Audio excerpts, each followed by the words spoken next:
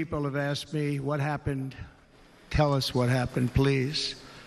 And therefore, I will tell you exactly what happened, and you'll never hear it from me a second time because it's actually too painful to tell.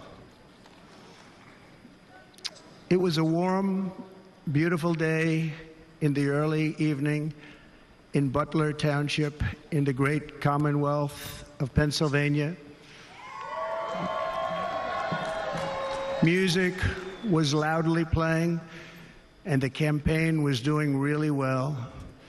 I went to the stage, and the crowd was cheering wildly. Everybody was happy. I began speaking very strongly, powerfully, and happily, because I was discussing the great job my administration did on immigration at the southern border. We were very proud of it.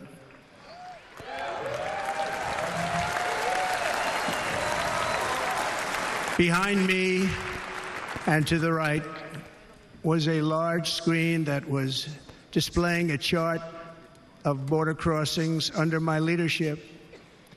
The numbers were absolutely amazing. In order to see the chart, I started to, like this, turn to my right and was ready to begin a little bit further turn, which I'm very lucky I didn't do, when I heard a loud whizzing sound and felt something hit me really, really hard on my right ear. I said to myself, wow, what was that? It can only be a bullet. And moved my right hand to my ear, brought it down. My hand was covered with blood, just absolutely blood all over the place. I immediately knew it was very serious, that we were under attack, and in one movement proceeded to drop to the ground. Bullets were continuing to fly as very brave Secret Service agents rushed to the stage, and they really did. They rushed to the stage.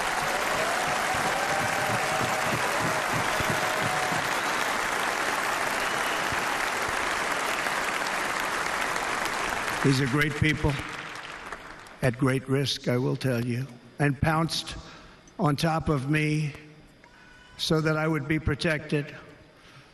There was blood pouring everywhere, and yet, in a certain way, I felt very safe because I had God on my side. I felt that.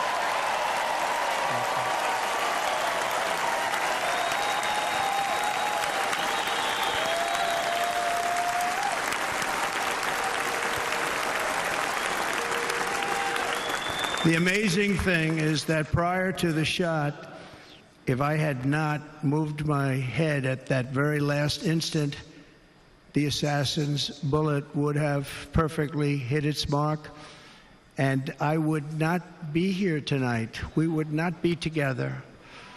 The most incredible aspect of what took place on that terrible evening in the fading sun was actually seen later. In almost all cases, as you probably know, and when even a single bullet is fired, just a single bullet, and we had many bullets that were being fired, crowds run for the exits or stampede, but not in this case. It's very unusual.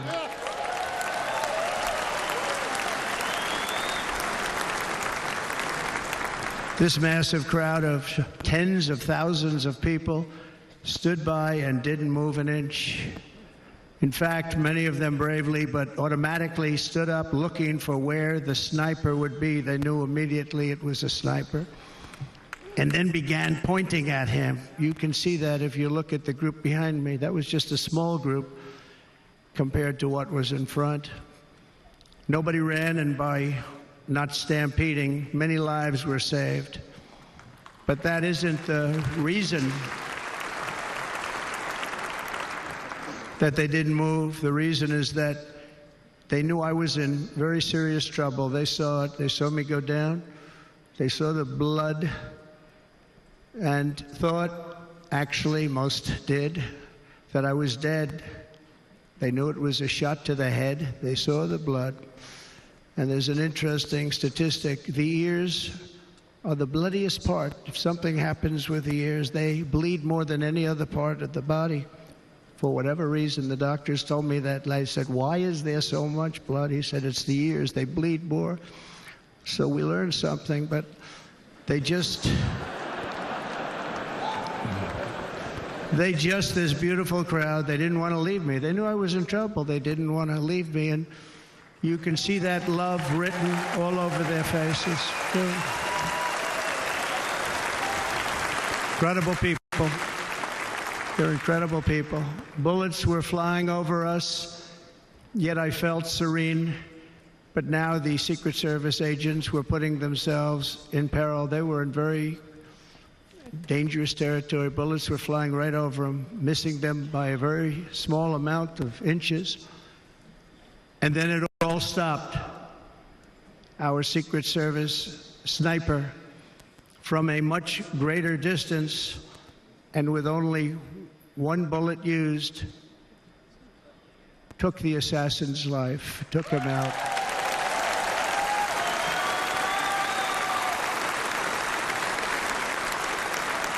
I'm not supposed to be here tonight. Not supposed to be here.